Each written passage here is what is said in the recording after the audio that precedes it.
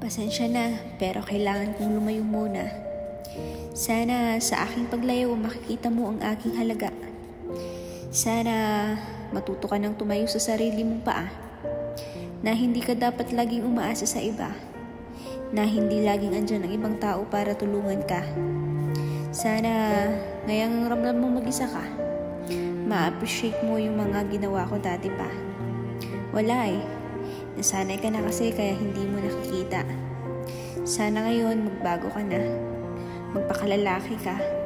Ako bilang babae pagod nang magpakalalaki sa relasyon nating dalawa. Sana mag-effort ka naman para sa iyong kinabukasan. Sana mag-iba na ang pananaw mo sa buhay. Hindi sapat ang pagmamahal lang.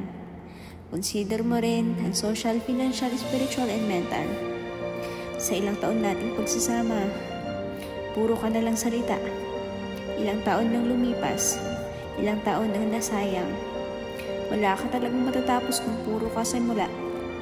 Sa ngayon, relasyon na muna natin ang ating tapusin. Sana sa muling nating pagkikita, sa buhay mo may plano ka na. May plano ka na para sa bubuhay mong pamilya. Sana sa pagdating ng tamang panahon, tayo pa rin dalawa.